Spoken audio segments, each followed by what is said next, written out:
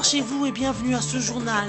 Les adeptes de Kamwina Sampou, transformés en groupe armé dans le Kasaï central, ils font régner la peur dans cette partie du pays, mais les forces de l'ordre y travaillent pour rétablir la paix, a indiqué Lambert Mende au Malanga. Et ici à Kinshasa, ce sont les adeptes de la secte Bouddou-Dia Congo qui sèment la terreur. Hier lundi, dans la soirée, ils ont occasionné 2 morts dans la commune de Ngiringiri. La police a mis à nu la cachette d'une trentaine des adeptes de BDK qui préparaient une attaque dans la capitale congolaise. Nous sommes le 14 février, date réservée aux amoureux pour s'offrir des cadeaux et renouveler leur amour. La Saint-Valentin, comme on l'appelle, est célébrée dans le calme à Kinshasa en cette année 2017. Pas trop d'engouement dans le chef de Quinois et Quinoises qui visiblement sont préoccupés par autre chose. Les affrontements sanglants entre les forces de défense et de sécurité congolaises et les adeptes du fait chef coutumier Kamwina Sampou dominent les climats sécuritaires dans les Kasaï centrales. D'après le ministre de Communication et porte-parole du gouvernement, ces adeptes se sont transformés depuis quelque temps en groupes armés. Ces adeptes ont terrorisé depuis août dernier la population du Kasaï central, causant ainsi plusieurs pertes en vies humaines. Ils ont attaqué des commissariats de police, confisqué des armes, ouvert des camps d'entraînement et attaqué la ville de Kananga à plusieurs reprises.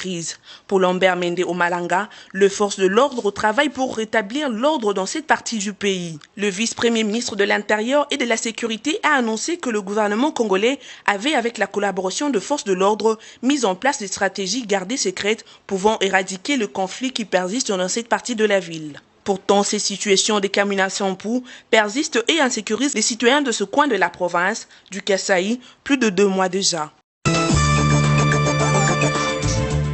La police nationale congolaise a lancé un assaut au siège du mouvement politico-religieux BDK que dirige Némoana Nsemi à Kinshasa dans la commune de Ngiringiri lundi 13 février dans la soirée.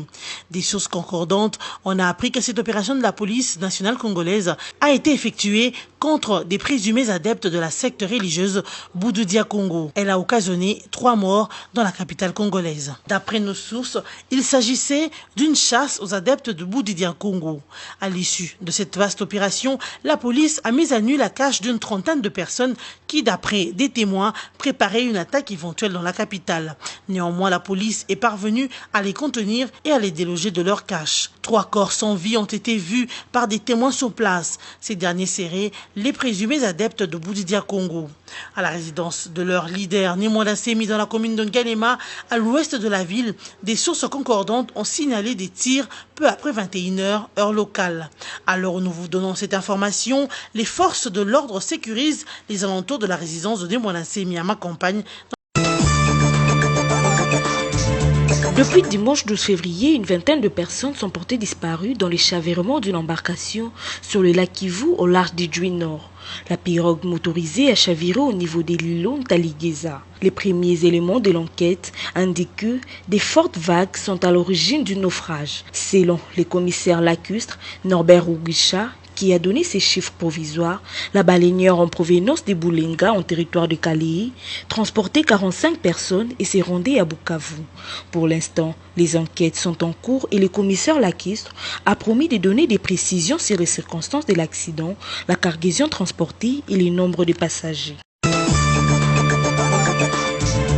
Le président du comité provincial de la jeunesse du Nord Kivu, Gekibira, a sensibilisé les jeunes de Goma à l'enrôlement massif dans les 30 jours qui restent avant la clôture des opérations d'enrôlement des électeurs dans la ville de Goma. Gekibira demande aux jeunes de Goma de se rendre au centre d'enrôlement et de ne pas attendre les dernières heures, vu que lors des dernières heures, l'engouement populaire provoque de longues files d'attente. Il a par ailleurs fait savoir que la nouvelle carte d'électeur livrée par la CENI servira non seulement pour les votes, mais aussi pour l'identification personnelle.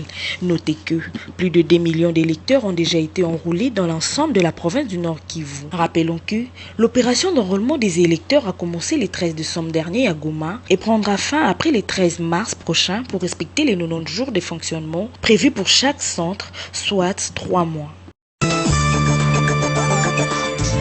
Le 14 février de chaque année, c'est la fête des amoureux, dite la Saint-Valentin. Petits et grands cherchent leur Valentin ou leur Valentine pour festoyer et s'offrir des cadeaux.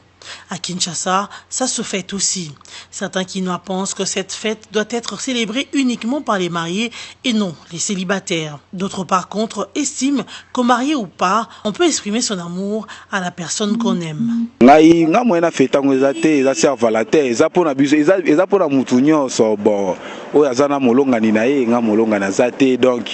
Non, fêter dans la cara basika ou baza marié déjà. Et na sebe pona blonché na d'autres fêter na pourquoi pour me soit marié mais non pour le célibataire. Bon ba cadeau ils ont monté puisque ngana za madame te soit za kina madame ne nga préparer cadeau pour naï mais na za madame te.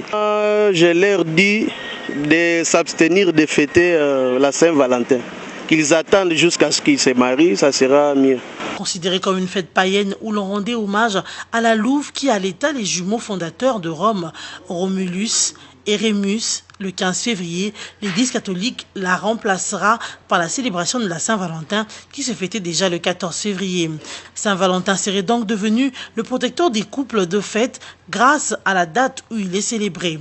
À chacun et chacune de faire amoureusement marcher son imagination et il n'est pas interdit de penser à l'amour.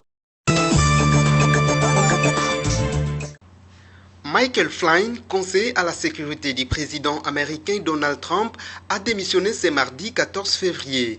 Il est soupçonné d'avoir discuté les sanctions américaines sous Obama avec Moscou.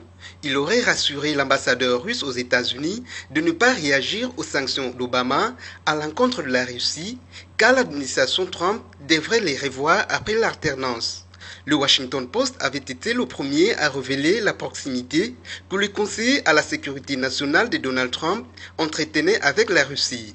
Le 30 décembre 2016, Vladimir Poutine annonçait qu'il n'aurait pas de représailles aux sanctions américaines, des expulsions des territoires décrétées par l'administration sortante d'Obama qui accusait Moscou de tentatives d'ingérence. L'ambassadeur russe aux États-Unis étant sous surveillance à cette période, les services des renseignements américains ont eu accès à un appel passé par le général Flynn. Ce dernier rassurait la Russie qu'il ne fallait pas surréagir aux sanctions bientôt en place selon lui, car l'administration Trump allait revoir tout ça, a-t-il dit. Lundi soir, le porte-parole de la Maison-Blanche assurait que le président Trump réfléchissait au cas Flynn. Et la conseillère spéciale affirmait que Michael Flynn avait encore la confiance du président Trump. C'est désormais le général Kellogg qui remplace Michael Flynn au Conseil de sécurité de Trump. Tenez que l'administration Trump est émaillée par des scandales depuis son investiture il y a 3 semaines. Les fraudes électorales imaginaires, les décrets anti-immigration bloqués en justice, les fuites multiples en provenance de la Maison-Blanche et des fautes de communication, tels sont entre autres des scandales qui caractérisent désormais cette administration. Il s'appelle Thierry Frogier. Lui, c'est le nouvel entraîneur français du prestigieux club tout-puissant Mazembe de Lubumbashi en République démocratique du Congo. Il remplace son compatriote Hubert Velud, parti entraîner un club maghrébin. Les pourparlers ont duré depuis quelques semaines car la direction du club louchois étudiait plusieurs offres de techniciens français, italiens, hollandais et belges. Et c'est le lundi 13 février que le choix est finalement tombé sur le français Thierry Frogier. Le nouvel entraîneur du tout-puissant Mazembe, bientôt 54 ans, a souhaité très tôt devenir actif. C'est à 27 ans que Thierry Frogier débute au club des Mons, au centre de formation, puis en équipe pro où il est élu meilleur entraîneur de la Ligue 2 française. Il effectue ensuite tout son parcours en Ligue 2, notamment à Châteauroux, Guignon, Reims et Nîmes. Sa seule expérience africaine reste son bref passage à la tête de l'équipe nationale du Togo en 2010, après le drame de Cabinda en Angola. Il a aussi dirigé des joueurs africains tels que Erita Ilunga, ancien léopard de la RDC. Le nouveau coach du tout-puissant Mazembe prendra place dans l'avion le mercredi 15 février soir pour rejoindre et encourager les Corbeaux à Pretoria en Afrique du Sud où il découvrira sa nouvelle équipe. Et il débutera son travail au retour de la Supercoupe la semaine prochaine. Après Garzito, Ndiaye, Carteron et Velud, Thierry Frogier est le 5e sur la liste des entraîneurs étrangers à prendre en charge les tout-puissants Mazembe de Lubumbashi.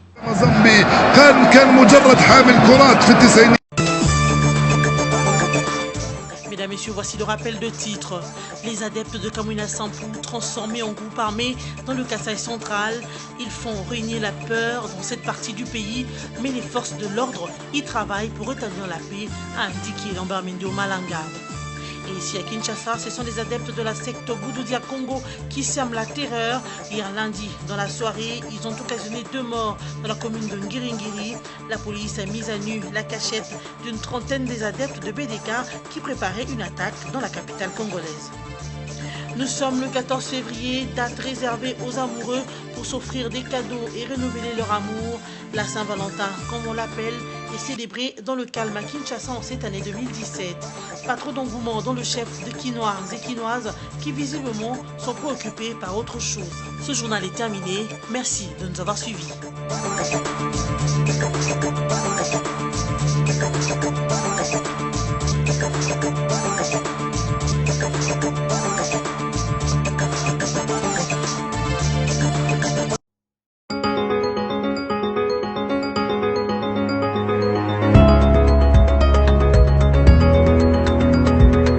Mesdames, Messieurs, bonsoir et bienvenue à cette revue de presse.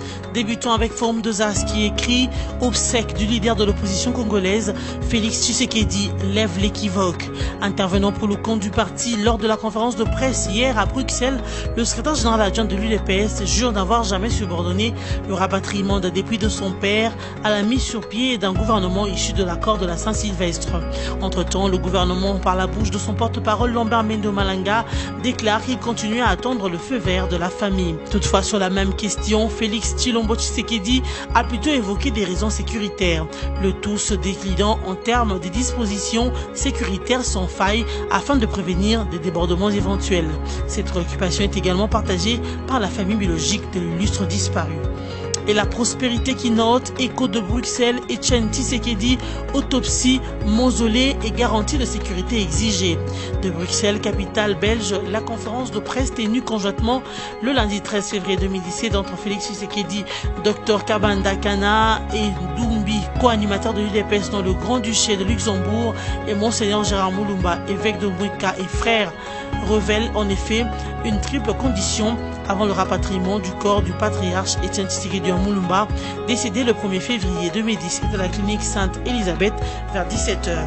L'autopsie, le mausolée et les garanties de sécurité constituent en fait les éléments essentiels du triangle de ces nouvelles exigences à la fois de la famille et de l'UDPS.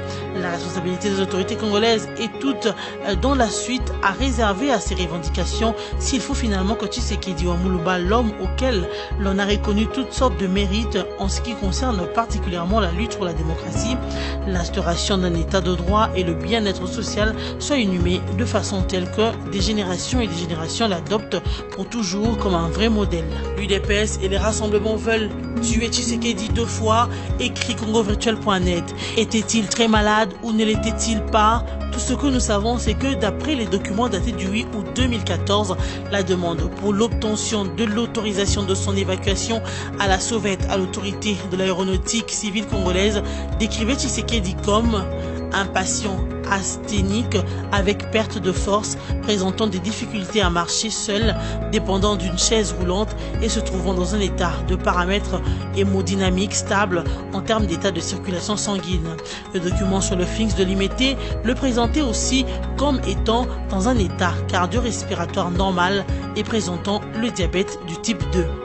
Dans une analyse en janvier 2015 d'un article de Forum de Zas où l'on s'interroge si Etienne Tshisekedi serait le grand favori de la présidentielle 2016, si Joseph Kabila ne se représentait pas, nous notons ce détail. Chikas devra avant tout être en bonne santé pour tenter une nouvelle chance. Donc rien n'est gagné à l'avance, surtout que, contrairement à un calendrier établi par son parti, depuis son évacuation à Bruxelles, Etienne Tshisekedi n'a pas encore repris ses activités politiques. Sinon, il aurait déjà amorcé des contacts avant son retour en RDC. Tshisekedi devra logiquement attendre le constat de ses médecins par rapport à son état de santé pour envisager son comeback au pays, écrit CongoVirtuel.net. Jusqu'à cet instant-là, rien ne renseigne sur un possible rétablissement de Tshisekedi pour lui permettre de reprendre ses activités politiques en RDC. Il a été observé que l'UDPS montait sur l'état de santé de Tshisekedi afin de faire croire qu'il s'était rétabli et qu'il était devenu politiquement d'attaque. Déjà après la célébration de son 82e anniversaire, l'UDPS a distillé un mensonge sur la bonne posture physique du leader Maximo. Manifestement, ceux qui voulaient l'utiliser pour leur promotion ou leur positionnement politique le poussant au calvaire du déploiement des efforts dont il n'était même plus capable. Dans les réseaux sociaux, d'aucuns affirment même qu'on le droguait et que déjà en 2011, lors de la campagne, il mettait des pampers, citant un cas lui survenu au Nord Kivu où on a trouvé des pampers dans sa chambre d'hôtel qu'il venait vite d'évacuer. Écrit CongoVirtuel.net. Fin de cette revue de presse. Merci de votre attention.